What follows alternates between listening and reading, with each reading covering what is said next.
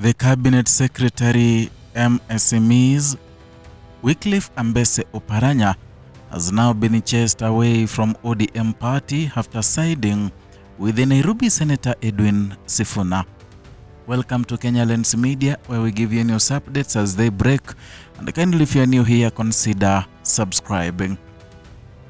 Now, fresh cracks are emerging inside the ODM, and a sharp public exchange between senior ODM figures is now exposing growing tensions over leadership loyalty and the party's future in the Western Kenya.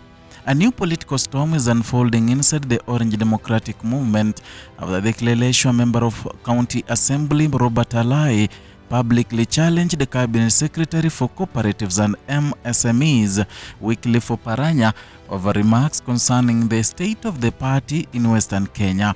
The disagreement now playing out in public has once again drawn attention to widening divisions within ODM at a time when the party is facing mounting internal pressure over leadership decisions and also regional representation.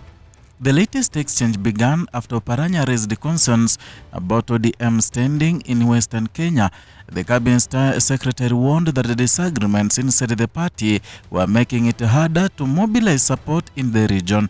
He pointed to growing unease among grassroots supporters, particularly over disputes surrounding Nairobi Senator Edwin Sifuna and the handling of leaders linked to him. Here is the video. Lakini kwa sababu sasa hao wengine wanasema huyu si mzuri afukuzwe, na hii kitu ya kufukuza watu sasa wanafanya kazi yetu kuwa ngumu.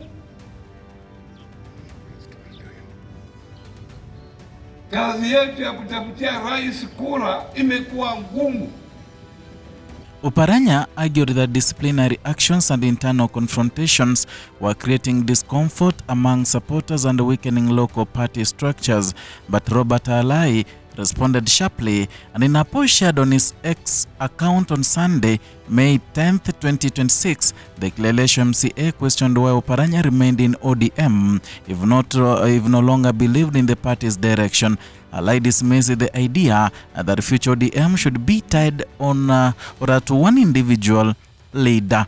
And in his statement, Alai said that, why can't Oparanya just leave ODM instead of making it appear like the destiny of ODM is tied to Sifuna?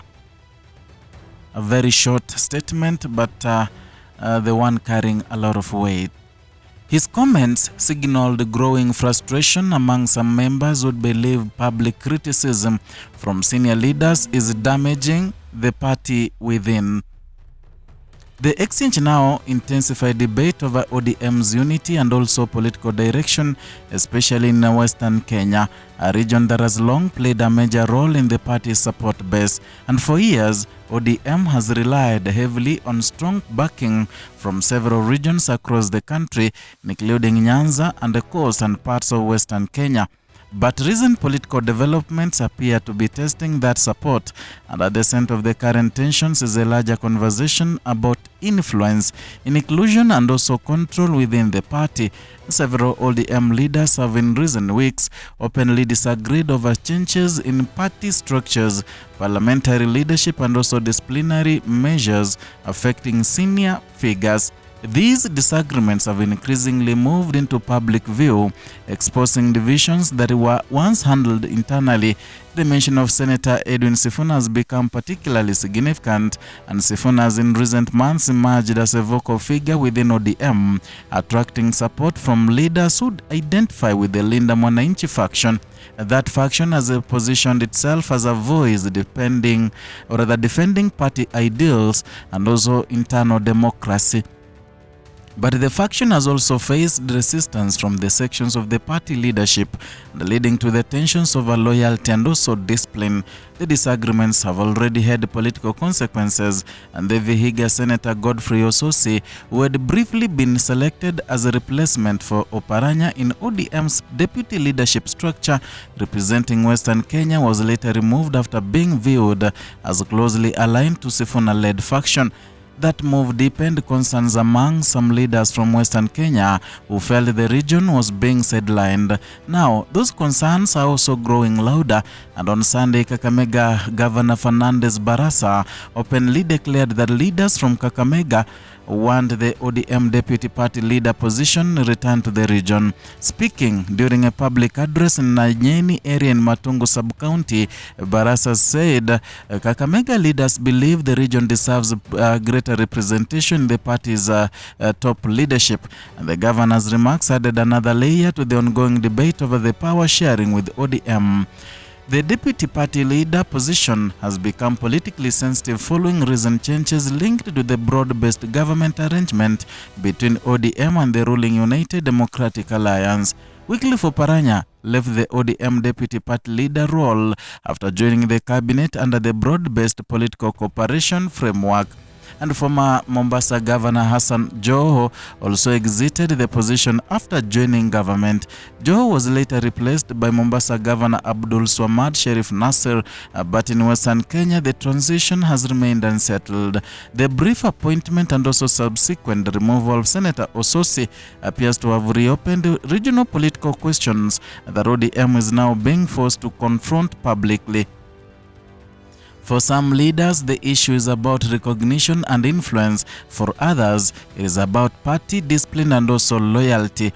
Political observers say the growing disagreements reflect a party attempting to balance internal competition while also maintaining national political relevance, and ODM remains one of the Kenya's most influential political parties, but like many major political movements, it is now facing pressure from competing interests within its own ranks, and the public nature of the current disagreements has also raised concerns about how ODM will manage internal dissent ahead of the future political contests.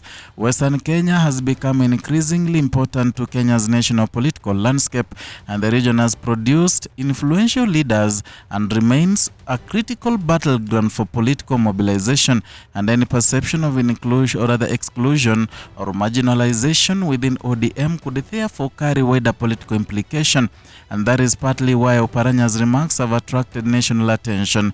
And as a senior government official and a former ODM deputy party leader, his words carry political weight within the region, and these concerns about weakening grassroots support reflects fears that unresolved internal disputes could affect the party's ability to maintain unity and also voter confidence.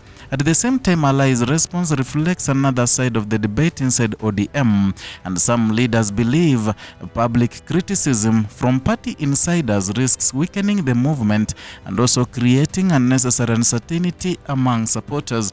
They argue that disagreements should be resolved internally rather than through public confrontations on social media and also political rallies.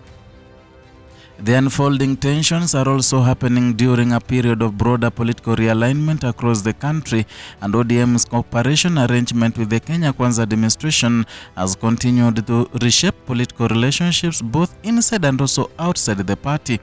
Some members have embraced the broad-based approach as a path towards national stability and also shared governance, and others remain cautious, fearing it could blur the party's identity and also weaken position or other opposition politics. Those differing views appear to be fading and feeding the current internal divisions. The disagreements now emerging in ODM are not only about individual leaders, they are also about the direction of the party should it take in changing political environment. For grassroots supporters, the public confrontation may raise questions about unity and also leadership stability. For party officials, the challenge may now be how to contain internal disputes while preserving regional support and also national influence. Even so, ODM continues to maintain significant political presence across several regions.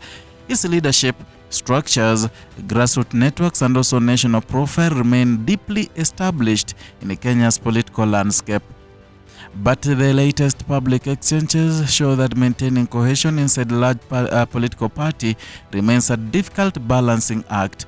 As leaders continue to debate influence, representation and also loyalty, the coming weeks could prove important in determining whether ODM can manage its internal differences quietly or whether the divisions will deepen further in the public view. For now, the sharp exchange between Robert Alai and Wycliffe Oparanya has become more than just a war of words. It has exposed the deeper political anxieties inside one of the Kenya's most influential parties, and as the pressure grows from different regions and also competing factions, ODM now faces the difficult task of protecting party unity while navigating shifting political loyalties. And in Kenyan politics, public disagreements often reveal deeper struggles behind the scenes, and for ODM, the latest exchange may be a reminder that the battle for party unity is far from over. That is all from Kenya Lens Media, where we give you news updates as they break, and here we talk and analyze politics. If you're new here, consider subscribing, liking and sharing our content, and equally hit the notification bell so that you can be receiving notifications each and every time we bring you a new content.